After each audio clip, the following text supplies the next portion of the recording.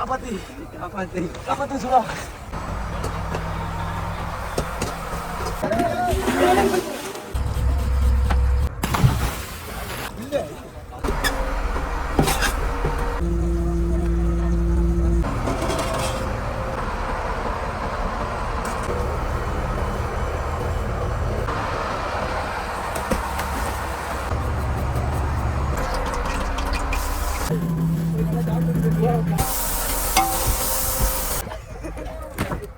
ഹേ നമസ്കാരം. അങ്ങനെ ഗിൽനെറ്റ് ബോട്ടിൻ്റെ 6ാമത്തെ എപ്പിസോഡിലേക്ക് എല്ലാവർക്കും സ്വാഗതം കേട്ടോ. മുന്നുള്ള 2 വീഡിയോസ് നമ്മൾ ഇട്ടിരുന്നത് ലോങ് ലൈൻ ഫിഷിംഗ് ആയിരുന്നു, അതായത് ചൂണ്ടപ്പണിയായിരുന്നു. അതും അടിപൊളി മീൻ പിടുത്തം വരുന്നത്. കാണാത്തവരുണ്ടെങ്കിൽ പോയി കാണാം. പലർക്കും ഈ ഡീപ് സീൻ്റെ കണ്ട് ബുദ്ധിമുട്ടാവേണ്ട അല്ലെങ്കിൽ ഒരു മടുപ്പ് വരണ്ടെന്ന് വിചാരിച്ചാണ് നമ്മൾ ഒരു ചേഞ്ച് പിടിച്ചേട്ടാ. അപ്പോൾ അതുപോലെ തന്നെ ഒരു 3:30-4 മണിയായപ്പോഴേക്കും നമ്മൾ കടലിലേക്ക് വല തട്ടാനായിട്ട് തുടങ്ങിയിട്ടുണ്ട്. നമ്മുടെ നൻപന് ഓടി വന്ന് കൊടിക്കമ്പൊക്കെ എടുത്തിട്ട് റഡാറൊക്കെ കെട്ടി വിട്ടിട്ടുണ്ട്. ഇത് ഞാൻ മുന്നേ പറഞ്ഞിട്ടുണ്ട്, നമ്മുടെ വലയിൽ തുടക്കത്തിലും അവസാനവും ഇട്ട് കൊടുക്കണമെങ്കിൽ നമ്മുടെ വല എവിടെയാണ് കിടക്കണേന്ന് അറിയാനായിട്ട്. അതറിയണത് നമ്മുടെ GPS അറിയാൻ പറ്റൂട്ട. വലയെന്ന് പറഞ്ഞാൽ ഒരൊറ്റ സെറ്റായിരിക്കില്ല, ഓരോരോ കട്ടാപ്പായിരിക്കുള്ളൂ അല്ലെങ്കിൽ ഓരോരോ സെറ്റായിരിക്കുള്ളൂ. അതിങ്ങനെ ജോയിൻ്റ് ചെയ്തായിരിക്കുള്ളൂ നമ്മൾ കടലിലേക്ക് തട്ടണേട്ടോ. ഏകദേശം 14 നോട്ടിക്കലോളം ഉണ്ട് നമ്മുടെ ഈ ഒരു വലയുടെ നീളോട്ട. നല്ല തെളിഞ്ഞ അന്തരീക്ഷം, വേറെ പ്രശ്നങ്ങളൊന്നുമില്ല, കാറ്റുകളൊന്നുമില്ല. കടലാണെന്നുണ്ടെങ്കിൽ നല്ല അടിപൊളിയായിട്ട് ശാന്തമായിട്ട് കിടക്കേണ്ട. അപ്പോൾ ബോട്ട് ഈ വലയിടുന്ന സമയത്ത് വെറുതെ ഇങ്ങനെ ഗിയർ തട്ടിയിടുന്നുണ്ട്. ഇത് നോക്കി, മേഘത്തിൻ്റെ ടെക്സ്റ്റേഴ്സ് ഉണ്ട്. ഓരോ ആളുകൾ ഓരോ സെറ്റായിട്ടായിരിക്കും ഇടുന്നത്. ഇപ്പോൾ 10 പേരുണ്ടെങ്കിൽ ആ 10 പേര് മാറിയായിരിക്കും നമ്മുടെ ഈ വല കടലിലേക്ക് ഇടണേട്ടാ. അപ്പോൾ ഏറ്റവും ആദ്യം തന്നെ രമേശണ്ണൻ ഇട്ട് കഴിഞ്ഞിട്ട് പിന്നെ നമ്മുടെ കിച്ചൺ കാര്യങ്ങൾ നോക്കുന്നത് പുള്ളിക്കാരൻ ഓടി വന്ന് മീനെല്ലാം കട്ട് ചെയ്ത് നമുക്ക് രാത്രിയിലത്തേക്കുള്ള ഫുഡിനുള്ള പ്രിപ്പറേഷൻ സ്റ്റാർട്ട് ചെയ്തിട്ടുണ്ട്. ചൂരയാണ് എടുത്തേക്കണം. ചൂര ചെറിയ പീസുകളായിട്ട് കട്ട് ചെയ്തിട്ട് അതിനകത്തേക്ക് മസാലപ്പൊടി ഇട്ട് നന്നായിട്ട് മിക്സ് ചെയ്ത് വെച്ചേക്കണേണ്ട. വേറൊന്നും ചേർക്കില്ല. 65-ൻ്റെ ആ ഒരു മസാല പാക്കറ്റ് മാത്രമാണ് ഇവർ മീൻ വറക്കാൻ നേരത്ത് ഉപയോഗിക്കണേട്ടാ.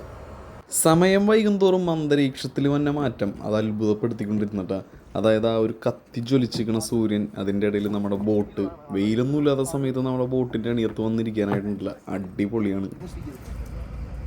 ഇത് കാണുമ്പോൾ പച്ചക്കറിക്കടൽ ഒരു ഫീൽ ഉണ്ടല്ലേ. ഇന്ന് നമ്മുടെ രാത്രി ഭക്ഷണം കൊണ്ട് ഈ തയ്യാറാക്കിക്കൊണ്ടിരിക്കണം. സവാളയും അതുപോലെ തന്നെ തക്കാളി, പച്ചമുളകും, വേപ്പില, ഇഞ്ചി എല്ലാം എടുത്ത് വെച്ചിട്ടുണ്ട്. രാത്രി നമുക്ക് ഒരു ചെറിയൊരു ചാറ് കറി ഉണ്ടാക്കുന്നുണ്ട്, മാങ്ങാച്ചാറ് പോലത്തേക്ക്. അപ്പോൾ അതിന് വേണ്ടിയിട്ടുള്ള കാര്യങ്ങളാണ് ഈ റെഡിയാക്കിക്കൊണ്ടിരിക്കണം. അതും ഇവരുടെ സ്റ്റൈലിലുള്ളൊരു കറിയാണ് ഇവർ റെഡിയാക്കണത്. പിന്നെ ഒരു കാര്യം എന്ന് വെച്ച് കഴിഞ്ഞാൽ ഇതൊരു ബോട്ടാണെന്നും അതുപോലെ തന്നെ കടലാണെന്നും പിന്നെ അതിനൊരു പരിമിതികളൊക്കെ ഉണ്ടെന്നുള്ള കാര്യം നമ്മളൊന്നും മനസ്സിലാക്കാത്ത. ചെറിയൊരു അരപ്പ് റെഡിയാക്കിയിരിക്കുകയാണ്. അതിന് വേണ്ടിയിട്ട് സവാള അതുപോലെ തന്നെ തേങ്ങ പിന്നെ കുറച്ച് പച്ചമുളക് ഇട്ടിട്ട് നമ്മൾ നേരെ മിക്സിയിൽ അടിച്ചെടുക്കേണ്ട.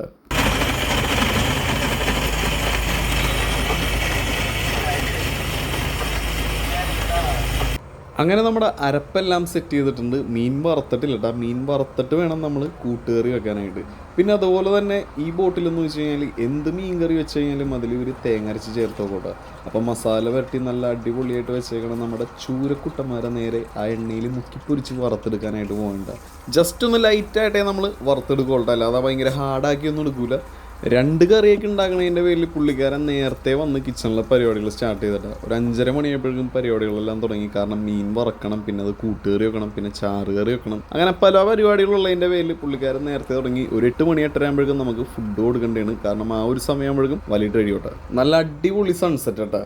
ഇത് നോക്കി, പയ്യെ സൂര്യൻ കടലിലേക്ക് ഇങ്ങനെ താന്നു പോണ പോലെ തോന്നൂലേ. എന്നാൽ ഇവിടെ താഴെന്നല്ല, വേറൊരു സ്ഥലത്ത് ഉദിക്കാൻ വേണ്ടിയിട്ട് പുള്ളിക്കാരൻ പോകേണ്ട നമ്മുടെ അടുത്ത് ഗുഡ് ബൈ പറഞ്ഞ് ഇനി നാളെ വരാമെന്നും പറഞ്ഞാണ് പുള്ളിക്കാരൻ പോണത്. അങ്ങനെ കൂട്ടുകറിയൊക്കെ വെക്കാനുള്ള പരിപാടികൾ സ്റ്റാർട്ട് ചെയ്തിട്ടുണ്ട്. നമ്മുടെ മീൻ വറുത്ത എണ്ണയിൽ തന്നെ സവാളയും തക്കാളിയും അതുപോലെ തന്നെ പച്ചമുളകെല്ലാം ഇട്ടിട്ട് നന്നായിട്ടൊന്ന് വഴറ്റിടുകയുണ്ട്. വലയിട്ട് കഴിഞ്ഞിട്ടില്ല കേട്ടോ. വലയിടെല്ലാം അവിടെ നടന്നുകൊണ്ടിരിക്കുകയാണ്. നമ്മൾ നേരെ കിച്ചണിലേക്ക് ഓടി വന്നാണ്. ഇവരുടെ ഈ ഒരു സ്പെഷ്യൽ കൂട്ടുകറി നിങ്ങളൊന്ന് കാണിക്കാനായിട്ട്. കണ്ടിഷ്ടപ്പെട്ട് കഴിഞ്ഞാൽ വീട്ടിൽ ട്രൈ ചെയ്യാൻ താല്പര്യമുള്ളവരൊക്കെ ഒന്ന് ട്രൈ ചെയ്യും. അങ്ങനെ അതിലേക്ക് ഇഞ്ചി വെളുത്തുള്ളി എല്ലാം ഇട്ട് കൊടുത്തിട്ട് പിന്നെ നന്നായിട്ടൊന്ന് ഇളക്കി സവാളയൊക്കെ നന്നായിട്ട് വഴറ്റിയെടുക്കണവരെയും നമ്മൾ കൈവിടാണ്ട് ഇങ്ങനെ ഇളക്കിക്കൊണ്ടിരിക്കുന്നു കേട്ടോ. ഇതിൽ സവാള കുറച്ച് കൂടുതലുള്ള പോലെ എനിക്ക് തോന്നുന്നുണ്ട്. അതിനുശേഷം പിന്നെ മസാലകളാണ്, കുറച്ച് മല്ലിപ്പൊടി, പിന്നെ ജീരകപ്പൊടി, അതിനുശേഷം പിന്നെ മട്ടൻ മസാല ഇടുന്നുണ്ട് ഇവർ. മട്ടൻ മസാല, കുറേ മസാലപ്പൊടികൾ ഇടുന്നുണ്ട്. ഇതാണ് കുളമ്പ് മസാല കേട്ടോ. അങ്ങനെ കുളമ്പ് മസാലയും ഇട്ട് കൊടുത്തിട്ടുണ്ട്. എല്ലാം കൂടി ഇട്ട് നന്നായിട്ടൊന്ന് ഇളക്കി അങ്ങോട്ട് ആ മസാല മണമൊക്കെ പോണവരെയും പുള്ളിക്കാരൻ ഇളക്കിക്കൊണ്ടിരിക്കണം കേട്ടോ. എന്തായാലും ഒരു പ്രത്യേക മണം വരുന്നുണ്ട്. അതിലേക്ക് നമ്മൾ വറുത്ത് വെച്ച മീൻ ഇട്ട് കൊടുത്തിട്ടുണ്ട്. എന്നിട്ട് ഇതെല്ലാം കൂടി നന്നായിട്ട് അങ്ങോട്ട് മിക്സ് ചെയ്ത് വെക്കാം. അതിനുശേഷം ഇനിയിപ്പോൾ വെള്ളം ഒഴിക്കേണ്ടവരാണെന്നുണ്ടെങ്കിൽ വെള്ളം ഒഴിക്കാൻ താല്പര്യമില്ലാത്തവരാണെങ്കിൽ ഒഴിക്കേണ്ടത്. കാരണം ചിലവർക്ക് ഈ സെമി ഗ്രേവി ആയിട്ട് എടുക്കണമായിരിക്കുള്ളൂ ഇഷ്ടം. അപ്പോൾ ഞങ്ങൾ എന്തായാലും കുറച്ച് വെള്ളം ഒഴിച്ചിരുന്നു. കാരണം നമ്മൾ ആൾ കൂടുതലുള്ളതിൻ്റെ പേരിൽ എല്ലാവർക്കും എത്തിയെന്ന് വരില്ല ഇങ്ങനെ ഡ്രൈ ആയിട്ട് വെച്ച് കഴിഞ്ഞാൽ. അപ്പോൾ കുറച്ച് സെമി ഗ്രേവി ഒഴിച്ച് നമ്മൾ ചെറിയൊരു ഗ്രേവി ടൈപ്പ് ഇട്ട് കുറച്ച് മല്ലിയിലയും കൂടി അതിൻ്റെ മേളിൽ തൂക്കി കഴിഞ്ഞാൽ നമ്മുടെ കൂട്ടുകറി റെഡിയായിട്ട് അപ്പുറം ഇരിക്കുന്ന സവാളയും തക്കാളിയും പച്ചമുളകും എല്ലാം നമ്മുടെ അടുത്തൊരു കറിക്ക് വേണ്ടിയിട്ട് പുള്ളിക്കാരൻ റെഡിയാക്കി വെച്ചാനായിട്ട് തെറ്റിദ്ധരിക്കരുത്. അപ്പോൾ ഇത് കഴിഞ്ഞിട്ട് വേണം നമുക്ക് അത് വെക്കാനായിട്ട്. അങ്ങനെ അത് കുറച്ച് വെള്ളവും ഒഴിച്ച് അതിൻ്റെ മുകളിൽ കുറച്ച് മല്ലിയിലയും കൂടി തൂക്കി കഴിഞ്ഞപ്പോൾ നമ്മുടെ ചൂരക്കൂട്ടുകറി ഇത് അടിപൊളിയായിട്ട് ഇവിടെ റെഡി ആയിട്ടുണ്ട്. ഇനി നമുക്ക് അടുത്ത ഡിഷിലേക്ക് പോകാം. ചിലവർക്ക് ഫിഷിങ് മാത്രം ഒരിക്കലും ഇഷ്ടം, ഈ വീഡിയോ ഒന്നും ഇഷ്ടപ്പെടണ്ടാവില്ല, എന്നാലും അഡ്ജസ്റ്റ് ചെയ്യാട്ടെ. ഇഷ്ടപ്പെടുന്ന ഒരുപാട് പേരുണ്ട്.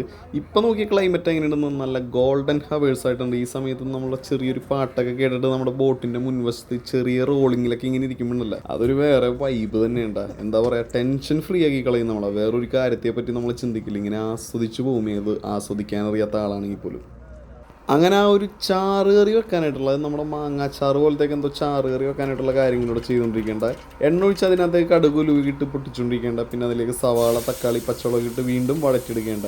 ഇത് നമ്മുടെ ബോട്ടിൽ അങ്ങനെ ഇങ്ങനെയൊന്നും വെക്കാറില്ല. എപ്പോഴും ചൂര ചുക്ക, ചൂര ഗ്രേവി, ചൂര വറുത്തത്, ചൂരയാണ് മെയിനായിട്ടുള്ള സാധനം ഉണ്ട്. അപ്പോൾ അത് വെച്ചുള്ള പരിപാടിയാണ് എല്ലാ ദിവസവും എന്ന് വെച്ച് കഴിഞ്ഞാൽ. ഇത് ആദ്യമായിട്ടാണ് നമ്മുടെ ബോട്ടിൽ വെക്കണേണ്ട. അങ്ങനെ സവാള വഴറ്റിക്കൊണ്ടിരിക്കുന്ന സമയത്ത് നമ്മുടെ അരപ്പെല്ലാം മിക്സ് ചെയ്ത് ചേർത്തിട്ടുണ്ട്.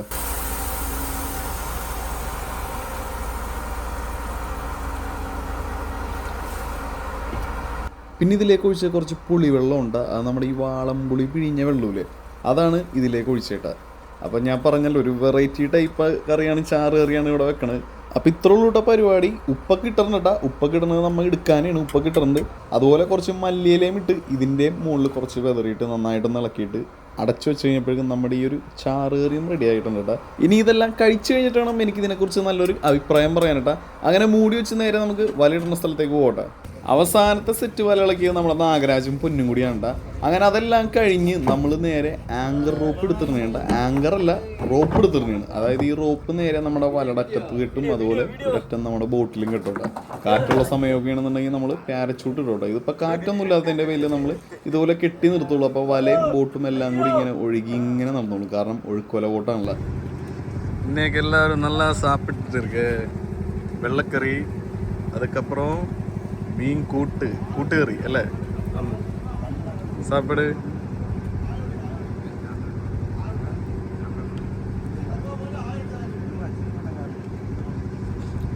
അടിപൊളി.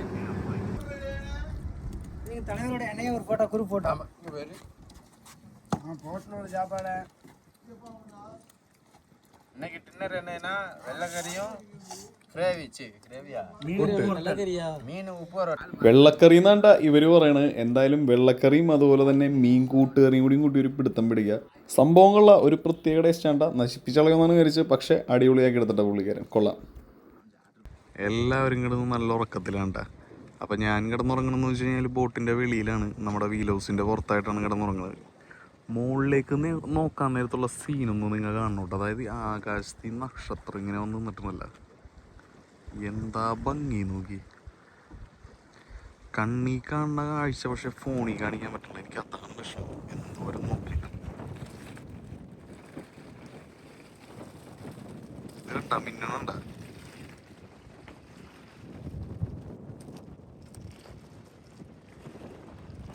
ഈ കാണുന്ന എല്ലാ നക്ഷത്രങ്ങളാണ്ട.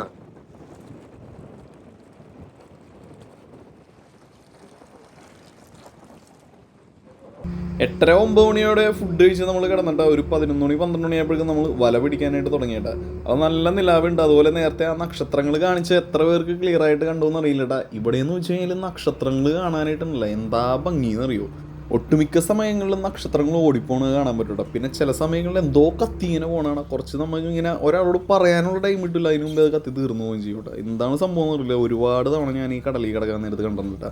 അങ്ങനെ നമ്മുടെ ഫസ്റ്റ് കട്ടാപ്പ് എടുക്കാനായിട്ട് തുടങ്ങിയിട്ടുണ്ട്. ആദ്യം തന്നെ ചൂരൊന്ന് വന്നിട്ടുണ്ട് കേട്ടോ. അപ്പോൾ നല്ല നിലാവുണ്ട്. അതുപോലെ ചെറിയ രീതിയിലുള്ള തണുപ്പുണ്ട്. കാറ്റില്ല വലിയ രീതിയിൽ, അതുകൊണ്ട് നമുക്ക് അത്രയും തണുപ്പ് പോകില്ല കേട്ടോ. ഈ സമയത്ത് കാറ്റില്ലാതിരിക്കണം തന്നെയാണ് നല്ലത്. കാരണം കാറ്റ് വന്നു കഴിഞ്ഞാൽ നല്ല തണുപ്പായിരിക്കോട്ടെ.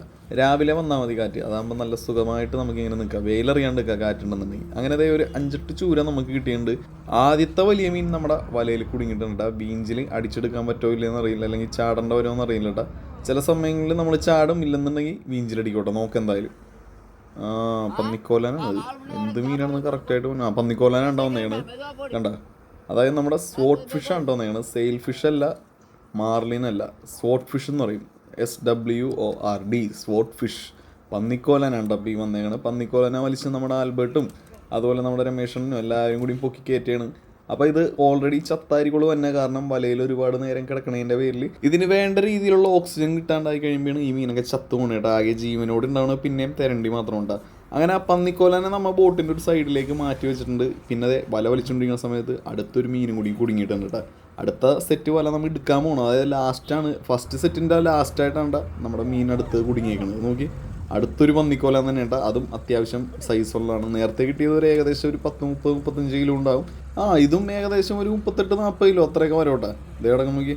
അപ്പോൾ അതിൻ്റെ കുടലെല്ലാം എടുത്ത് നമ്മൾ റെഡിയാക്കി കേട്ടോ. കാരണം വലിയ മീനുകൾ ഐസ് ചെയ്യാൻ നേരത്ത് അതിൻ്റെ കുടലെല്ലാം എടുത്ത് അതിൻ്റെ വയറിൻ്റെ ഉള്ളിൽ ക്ലീൻ ആക്കിയിട്ട് അതിൻ്റെ വയറിൻ്റെ ഉള്ളിലാണ് നമ്മൾ ഐസ് ചെയ്യുന്നത്. അല്ലെങ്കിൽ മീൻ ചീത്തായി പോകും. കണ്ടാ അടുത്ത പന്നിക്കോലാനെ അതേ കൊണ്ടുപോയി. ചില സമയങ്ങളിൽ ചില സ്ഥലങ്ങളിലൊക്കെ ഇങ്ങനെ പന്നിക്കോല മാത്രം കിട്ടുന്ന സ്ഥലങ്ങളൊക്കെ ഉണ്ട് കേട്ടോ. നമുക്കറിയില്ല കറക്റ്റായിട്ട്. ഇനി അത് മാത്രമാണ് നമുക്കിനി വരാൻ കിടക്കണമെന്ന് അറിയില്ല കേട്ടോ. ആദ്യം കിട്ടിയ മീനിൻ്റെ കൊമ്പെല്ലാം കട്ട് ചെയ്ത് നല്ല സുന്ദര കുട്ടപ്പനാക്കി വയറെല്ലാം ക്ലീൻ ചെയ്ത് വെച്ചിട്ടുണ്ട്. അടുത്തതിൻ്റെ കൊമ്പും അതുപോലെ തന്നെ വയറ്റിൽ നിന്ന് കുടലെല്ലാം എടുത്ത് നമ്മളിപ്പോൾ കളയോട്ടെ. അപ്പോഴേക്കും അടുത്തൊരു തെരണ്ടിക്കുട്ടൻ നമ്മുടെ വലയിൽ കുടുങ്ങിയിട്ടോ. തെരണ്ടിക്ക് ജീവൻ ഉണ്ടാവും, തെരണ്ടി ചാവില്ല. എല്ലാവരും അല്ല കേട്ടോ, ചിലതൊക്കെ ചത്തുവും. എന്നാലും ഒട്ടുമിക്ക തെരണ്ടികളും വലയിൽ വന്ന് ജീവനോടെ ഉണ്ടോ തന്നെ കണ്ടതേ. ഇവൻ കിടന്ന് പിടക്കണുണ്ട്.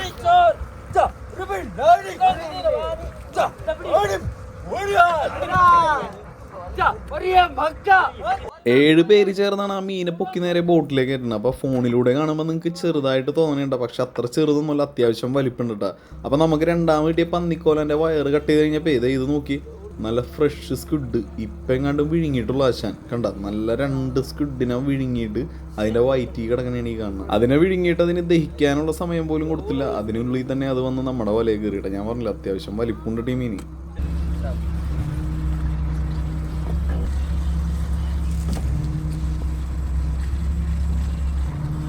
ഒരു 4:30 മണിയായപ്പോഴേക്കും ഉറക്കം വന്നതിൻ്റെ പേരിൽ നമ്മുടെ കാശി കുറച്ച് ചായ ആയിട്ട് വന്നിട്ട് അതും കൂട്ടി ഒരു പിടുത്തമൊക്കെ പിടിച്ച് അത് കഴിഞ്ഞ് പിന്നെ ഒരു 4:45-5 മണിയൊക്കെ ആയപ്പോഴേക്കും പയ്യെ ഇങ്ങനെ നേരം വെളുത്തു വന്നിട്ടാ. കടലിൽ സമയം ഞാൻ ശ്രദ്ധിച്ചാണ്. അതായത് ഒരു 7:30-7:45 ആകുമ്പോഴാണ് ഇരുട്ടായി വന്ന സമയമെന്ന് വെച്ച് കഴിഞ്ഞാൽ 7:45 ആകുമ്പോൾ. അതുപോലെ എത്രയും പെട്ടെന്ന് തന്നെ ഇതുപോലെ നേരം വെളുക്കുകയും ചെയ്യും കേട്ടോ. അതായത് നമുക്ക് ആ ഒരു വെട്ടം ഇങ്ങനെ വന്നത് നമുക്ക് കാണാൻ പറ്റും. അതെന്താണെന്ന് എനിക്ക് മനസ്സിലായില്ല. നമ്മൾ ഇത്രയും ഡീപ്പിലേക്ക് ഇങ്ങനെ വന്നത് കൊണ്ടാണ് നമുക്ക് അത്രയും വിസിബിളായിട്ട് കാണുന്നതും അതുപോലെ തന്നെ ഈ ഡസ്റ്റും കാര്യങ്ങളൊന്നും ഇല്ലാത്തതുകൊണ്ട് നമുക്ക് അത്രയും വിസിബിളായിട്ട് കാണണമെന്ന് അറിയില്ല കേട്ടോ. അങ്ങനെ സമയം ഏകദേശം ഒരു 6 മണി 6:15 ആകുമ്പോൾ കടലിലെ അവസ്ഥയാണ് ഈ കാണുന്നത്. നിങ്ങൾ ആ ഒരു സീനാണ്ട് ഈ കാണുന്നത്. 6 മണി 6:15 കടലിൽ ഇങ്ങനെ ഇരിക്കുള്ളൂ. അതായത് സൂര്യൻ ഇങ്ങനെ ഉദിക്കാനായിട്ട് ഇങ്ങനെ തുടങ്ങിക്കൊണ്ടിരിക്കുന്ന ആ ഒരു പ്രിപ്പറേഷനാണ് ഈ കാണുന്നത്. അപ്പോൾ ഈ ആകാശത്ത് തന്നെ വ്യത്യാസങ്ങൾ. പിന്നെ ഇവിടെ ഒരു വെള്ളിയുണ്ട്, അതിനാണ് ഒരു വെടിവെള്ളി എന്ന് പറയുന്നത്. അതായത് ആ ഒരു സമയത്ത് ആ ഒരു വെള്ളി മാത്രമേ ഉണ്ടാവുള്ളൂ. നമുക്കറിയണതും അറിയാത്തതുമായിട്ടുള്ള എന്തോരം കാര്യങ്ങൾ പണ്ട് തൊട്ട് കടലിൽ പോണ ആളുകൾക്ക് അറിയാമെന്നറിയോ. അപ്പോൾ ഇവർ അതുപോലെ പൂർവികന്മാർ പറഞ്ഞു കേട്ടിട്ടുള്ള കാര്യങ്ങൾ എൻ്റെ അടുത്ത് പറഞ്ഞു തന്നു. അത് ഞാൻ നിങ്ങളിലേക്ക് പറഞ്ഞെത്തിക്കണം കേട്ടോ. അല്ലാതെ നമ്മളെല്ലാം തികഞ്ഞവനാണെന്ന് ഒരു സ്ഥലത്തും പറഞ്ഞിട്ടില്ല. പല സ്ഥലങ്ങളിലും ഞാൻ ബോട്ടിൽ പോകാൻ നേരത്ത് ഒരു വീഡിയോ ചെയ്യുമ്പോഴാണെങ്കിൽ പോലും ആ വീഡിയോനുപരി അതിനെക്കുറിച്ച് പഠിച്ചിട്ടാണ് നമ്മൾ ചെയ്യണത് കേട്ടോ. അപ്പോൾ അതെ രാവിലെ തന്നെ നല്ല പാട്ടൊക്കെ വെച്ച് തകർത്തുകൊണ്ടിരിക്കേണ്ടത്.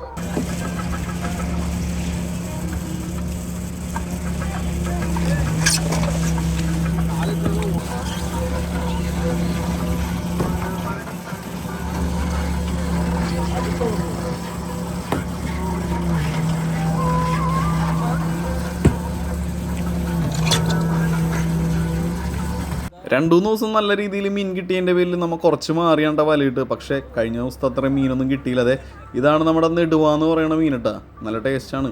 അപ്പോൾ ഇതെന്ന് വെച്ച് കഴിഞ്ഞാൽ ഇന്നത്തെ കറിക്ക് തന്നെ ആയിരിക്കും മിക്കവാറും എടുക്കണത്. നോക്കി,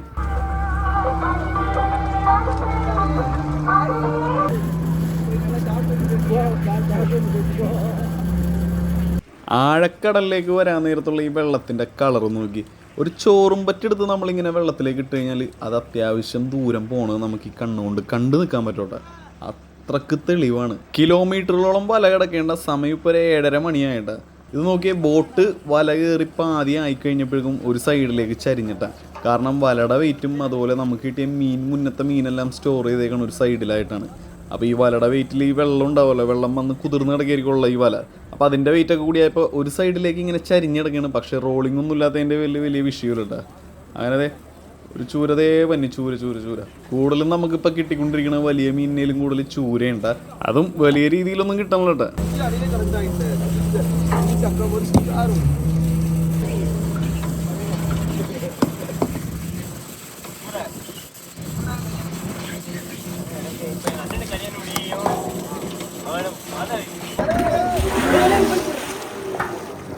അതെന്താണ് പറ്റിയെന്ന് വെച്ച് കഴിഞ്ഞാൽ ഇതുപോലെ കഥയൊക്കെ പറഞ്ഞ് വല കയറ്റിക്കൊണ്ടിരിക്കുകയായിരുന്നു. പെട്ടെന്നാണ് ഒരു വലിയ മീൻ അതിൽ കയറി വന്നത്. മുകളിലേക്ക് എത്തിക്കഴിഞ്ഞപ്പോഴാണ് മനസ്സിലായത് വലിയ മീനാണെന്നുള്ളത്. അങ്ങനെ നേരെ വീഞ്ചിലടിക്കാൻ പറ്റാത്തതുകൊണ്ട് റിവേഴ്സ് ഇട്ട് നേരെ വെള്ളത്തിലേക്ക് ഇട്ടാണ്ട. കാരണം ഒരു ലിമിറ്റ് കഴിഞ്ഞ മീനുകളൊന്നും നമുക്ക് വീഞ്ചിലടിച്ചെടുക്കാൻ പറ്റില്ല. ആൽബർട്ട് നേരെ വെള്ളത്തിലേക്ക് ചാടിയിട്ടുണ്ട്. ആ വലയിൽ നിന്ന് മീൻ അടിച്ചിട്ട് അവൻ നേരെ നമ്മുടെ ബോട്ടിൻ്റെ സൈഡിലേക്ക് കൊണ്ടുവരോട്ടോ. അപ്പോൾ നമുക്ക് എല്ലാവർക്കും കൂടി ചേർന്ന് പൊക്കി കയറ്റതിന്.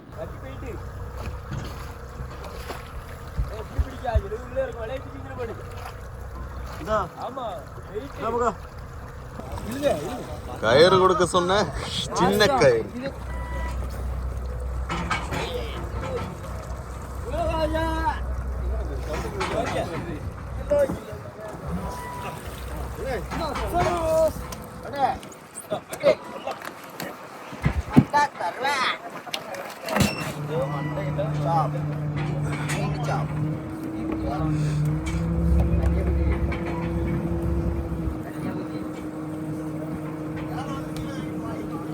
പിന്നെ ഇതുപോലെയുള്ള വലിയ മീനുകളെ കിട്ടാൻ നേരത്ത് അതിനെ സൂക്ഷിച്ചും കണ്ടും വേണം കേട്ടോ നമ്മൾ പൊക്കിയെടുക്കാൻ. അല്ലെങ്കിൽ അതിൻ്റെ തലൊടിഞ്ഞു പോയി കഴിഞ്ഞാൽ പിന്നെ നോക്കണ്ട, അതിൻ്റെ റേറ്റ് ഡബിളായിട്ട് കുറയും.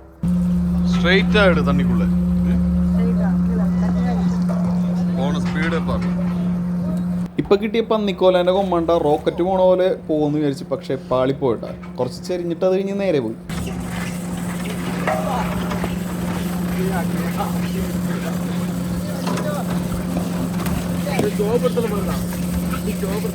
പിന്നെ ബോട്ട് ചുമ്മാ നിർത്തിയിട്ടിട്ടല്ലേട്ടാ നമ്മുടെ വല കയറ്റണം. വല എങ്ങനെയാണ് കിടക്കണത് ആ ഒരു രീതിയിലൂടെ നമ്മുടെ ബോട്ടിനെ ഗിയറിലിട്ടിട്ട് പയ്യെ ഓടിച്ചാണ് വലനെ കയറ്റിക്കൊണ്ട് തന്നെ കേട്ടാ. അല്ലാതെ നമ്മൾ നിർത്തിയിട്ടിട്ട് വീഞ്ചിൽ വല ഞാൻ വലിച്ചെടുക്കുകയല്ലേ ചെയ്യണം. പയ്യെ ഗിയറിട്ട് ബോട്ട് ഇങ്ങനെ കൊള്ളിച്ചാണ് നമ്മൾ വല ബോട്ടിലേക്ക് കയറ്റണത്. നോക്കിയേ, വീണ്ടും ചൂര തന്നെയാണ് നമുക്ക് വന്നുകൊണ്ടിരിക്കണം. പക്ഷേ വലിയ രക്ഷപ്പാടൊന്നും ഇല്ലട്ടോ നമുക്ക് ഇന്നത്തെ പണി എന്ന് വെച്ച് കഴിഞ്ഞാൽ. ഇന്നലെയൊക്കെ നല്ല അടിപൊളി പണിയായിരുന്നു. ഈ പ്രാവശ്യത്തെ പണി വലിയ രക്ഷപ്പാടില്ലാത്ത പണിയുണ്ട. ഡ്രസ്സൊക്കെ മാറി വന്നാണ് ആൽബർട്ട്. പക്ഷേ ഒരു മീൻ വലയെന്ന് തട്ടിപ്പോണുണ്ടപ്പോൾ തന്നെ നേരെ കടലിലേക്ക് ചാടിയിട്ട. അത് നമുക്ക് കാണാൻ പറ്റുന്ന ദൂരമാണെന്നുണ്ടെങ്കിൽ അവൻ എത്ര ആഴത്തിലാണെങ്കിലും പോയി എടുത്തിട്ട് വരോട്ടെ. അപ്പോൾ ആ ഒരു മീന് വേണ്ടിയിട്ട് പുള്ളിക്കാരൻ നനഞ്ഞത് അങ്ങനെ കടിച്ചു പിടിച്ച് ബോട്ടിലേക്ക് വീണ്ടും തിരിച്ച് കയറേണ്ടി കാണുന്നത്. നോക്കി,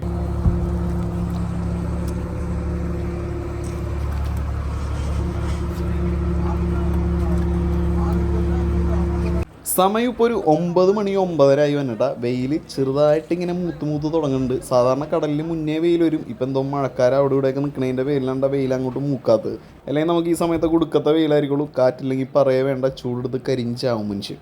അപ്പോൾ അതെ, വലെടുത്ത് ഏകദേശം ഒരു 70% നമുക്ക് തീരാറായിട്ടുണ്ട്. இந்த மீனோட இதயத்தை நம்ம ஃப்ரை பண்ண போறோம். வாங்க எப்படி ஃப்ரை பண்றேன்னு பார்க்கலாம். റുബിസ്റ്റൻ ഫ്രൈ ചെയ്യാൻ പോണ വേറെ ഒന്നുമല്ലട്ടാ, നമ്മുടെ പന്നിക്കോലാൻ്റെ ഹൃദയമാണ്. അത് വെച്ചിട്ട് കിടിലൻ സംഭവം ശരിയാക്കി തരാമെന്ന് പറഞ്ഞ ആളിത് ഇവിടെ പന്നിക്കോലാൻ്റെ ഹൃദയം ഒരു 2-3 നോക്കി എടുത്തിട്ട് കട്ട് ചെയ്യുന്നുണ്ട്. നമുക്ക് ഈ കരളും ഹൃദയമൊന്നും പണ്ടേ ഇഷ്ടമല്ല. എന്നാലും ഇത് കാണുമ്പോൾ ഒന്ന് എന്താണെന്ന് ഇതിൻ്റെ ടേസ്റ്റ് ഒന്നും അറിയണമല്ല. ചെറിയ പീസുകളാക്കിയിട്ട് കട്ട് ചെയ്ത് വെച്ചിട്ടുണ്ടാ. എന്നിട്ട് നന്നായിട്ട് കഴുകിക്കൊണ്ടിരിക്കേണ്ട. இது என்னது? பன்னி மீனோட இதயம். ஹார்ட். അത് റെഡിയായി വരുമ്പോൾ ഒരുപാട് ടൈം എടുക്കും. പിന്നെ അത് മാത്രമല്ല നമുക്ക് കഴിക്കാൻ താല്പര്യവുമില്ല. തലേ ദിവസത്തെ കഞ്ഞി മീൻ വറുത്തുണ്ടായി. അതും കൂട്ടി ഞാനും ആൽബർട്ടും നമ്മുടെ നൻപനും കൂടിയും ബോട്ടിൻ്റെ കിച്ചണിലിരുന്ന് ഭക്ഷണം കഴിച്ചുകൊണ്ടിരിക്കേണ്ട. എല്ലാവരും ഒരുമിച്ചല്ല, ഓരോരുത്തരും മാറി വന്നാണ്ടാണ് കഴിക്കണത്. റുബിസ്റ്റൻ തന്നെ പറയുന്നുണ്ട് ഞാൻ ആദ്യമായിട്ടാണ് കുക്ക് ചെയ്യണത്, എങ്ങനെയുണ്ട് ഇവൻ്റെ കുക്കിംഗ് എന്ന് നമുക്ക് നോക്കാം. അതുപോലെ നമ്മുടെ നൻപനും ആൽബർട്ടെല്ലാം പന്നിക്കോലൻ്റെ ഹാർട്ട് ഫ്രൈ കഴിക്കാനായിട്ട് അവിടെ വെയിറ്റ് ചെയ്തിരിക്കേണ്ട. പുള്ളിക്കാരൻ സവാളയും വറ്റൽമുളകും മാത്രം ഇതിൽ ഉപയോഗിച്ചിട്ടുള്ളൂ കേട്ടോ. ചട്ടി വെച്ച് അതിനകത്തേക്ക് കുറച്ച് എണ്ണ ഒഴിച്ച് പിന്നെ നമ്മുടെ സവാളയൊക്കെ ഇട്ട് നന്നായിട്ട് അങ്ങോട്ട് മൂപ്പിച്ച് പിന്നെ വറ്റൽമുളക് കൂട്ടിട്ടിട്ട്. പൊതുവേ വറ്റൽമുളകൊന്നും കൂട്ടാത്തൊരു വ്യക്തിയായിരുന്നുണ്ട് ഞാൻ. പക്ഷേ ഈ ബോട്ടിൽ വന്നേ പിന്നെയാണ് ഇതെല്ലാം കൂട്ടി തുടങ്ങിയിട്ട്. അങ്ങനെ കഴുകി വൃത്തിയാക്കി വെച്ചാണ് നമ്മുടെ ആ ഒരു പന്നിക്കോലൻ്റെ ഹേർട്ടും അതിനകത്തേക്ക് ഇട്ട് കൊടുത്തിട്ട്. ഇത് കണ്ടിട്ട് അത്യാവശ്യം വേവുള്ളൊന്നായിട്ടാണ് തോന്നുന്നത്. അത് മാത്രമല്ല പിന്നെ ഈ മസാലയെന്ന് പറഞ്ഞു കഴിഞ്ഞാൽ വേറെ എന്തൊക്കെ മസാല ഇതിൽ ഇടുമെന്ന് അറിയില്ല. നമുക്ക് നോക്കാം എന്തൊക്കെ ഇടുമെന്ന്. ആദ്യം തന്നെ അതെ ചിക്കൻ 65ൻ്റെ ആ ഒരു ചിക്കൻ പൊടി എന്ന് പറയുന്ന മസാല ഇട്ടിട്ടുണ്ട് ഇതിനകത്തേക്ക്. പിന്നെ കുറച്ച് മുളക് പൊടി ഇട്ടിട്ടുണ്ട്. ആ ബെസ്റ്റ് ഇതേ മട്ടൻ മസാല ഇട്ടിട്ടുണ്ട്. ഈ പൊട്ടനോട് ഞാൻ മെയിനായിട്ട് പറഞ്ഞാണ് ഇങ്ങനത്തെ ഈ കരൾ ഇങ്ങനത്തെ സാധനങ്ങളൊക്കെ നമ്മളെ വീട്ടിലൊക്കെ ചെയ്യുമ്പോൾ ഈ കുരുമുളക് പൊടിയാണല്ലോ കൂടുതലായിട്ട് മെയിനായിട്ട് യൂസ് ചെയ്യുന്നത്. അപ്പോൾ കുരുമുളക് പൊടി ഇടാൻ പറഞ്ഞപ്പോൾ അതിന് താല്പര്യമില്ല. ഈ പറഞ്ഞ മസാലകളൊക്കെ ഇട്ട് ഞാൻ ഉണ്ടാക്കി ഞാൻ തന്നെ കഴിച്ചോളാം എന്ന് പറഞ്ഞ് പുള്ളിക്കാരൻ തന്നെ പ്രിപ്പയർ ചെയ്തത് ഇവിടെ സെറ്റായിക്കൊണ്ടിരിക്കുന്നുണ്ട് ഈ കാണുന്നത്.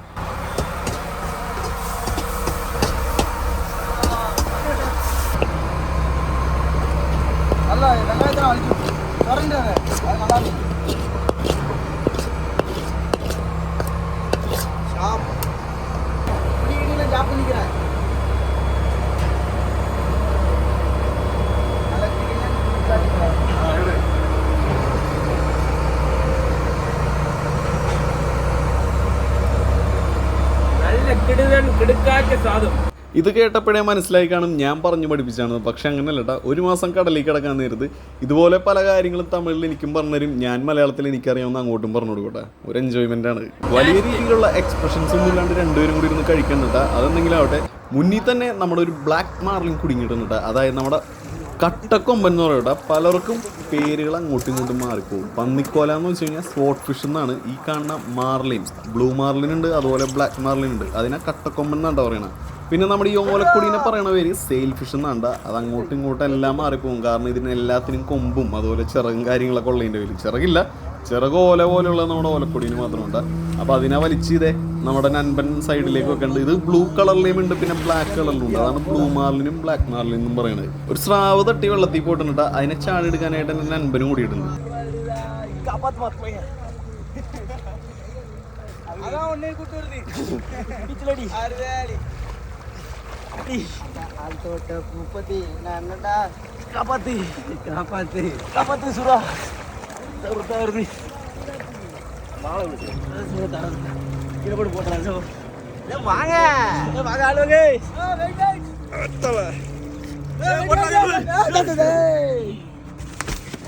ആ വീഡിയോ കണ്ടു കഴിഞ്ഞപ്പോൾ നിങ്ങൾ ചിന്തിച്ചാണ് സ്രാവിനെ അവൻ രക്ഷിച്ചുകൊണ്ടുവന്നു. പക്ഷെ അങ്ങനെയല്ല കേട്ടാ. ആ സ്രാവ് നമ്മുടെ വലയിൽ നിന്ന് തട്ടിപ്പോയാണ്. അതിനെ മുങ്ങിപ്പോയി അവനെടുത്തിട്ട് അതിനെ വലിച്ചുകൊണ്ടുവന്ന് ഉണ്ടാക്കേണ്ടത്.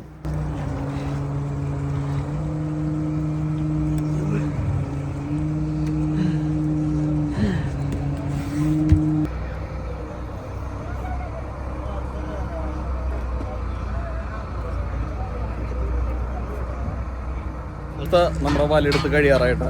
പക്ഷെ നമുക്ക് മീൻ വളരെ കുറവാണ് കിട്ടിയത്. എല്ലാ ദിവസവും മീൻ അങ്ങനെ എപ്പോഴും കിട്ടില്ല. അപ്പോൾ ഈ പ്രാവശ്യം കുറവാണ് കിട്ടിയത്. ഒന്ന് നോക്കിക്കഴിഞ്ഞാൽ കാണാൻ പറ്റും, ബോട്ട് ഒരു സൈഡിലേക്ക് ചരിഞ്ഞിടക്കുകയാണ്. അതെന്താണെന്ന് വെച്ച് കഴിഞ്ഞാൽ ഈ സൈഡിലായിട്ടാണ് മീൻ കൂടുതലും സ്റ്റോർ ചെയ്ത് വെച്ചേക്കുന്നത്. അതുകൊണ്ട് ഈ ഒരു സൈഡിലേക്ക് ചരിഞ്ഞിടക്കുകയാണ്. അത് മാത്രമല്ല നമ്മുടെ ഈ വല കയറിയിരിക്കണതിൻ്റെ പേരിൽ വെയിറ്റും ഈ ഒരു സൈഡിലേക്കാണ് വന്നത്. കണ്ട, അത് നമ്മൾ ബാക്കിൽ സിൻഡെക്സിൽ വെള്ളം നിറച്ച് അഡ്ജസ്റ്റ് ചെയ്യോട്ടെ. അത് നമുക്ക് കിട്ടിയേക്കണത് 2 തെരണ്ടി പിന്നെ കുറച്ച് ചൂരയും 10, 70, 80 ചൂരേണ്ട കിട്ടിയാണ്. അങ്ങനതെ ലാസ്റ്റ് സെറ്റ് വലതേ കയറി വന്നു. ഇതും കൂടി എടുത്തു കഴിഞ്ഞാൽ നമ്മുടെ ഇന്നത്തെ പണി കഴിഞ്ഞ് ലാസ്റ്റ് ഇതേ ഒരു ചൂര മുകളിൽ.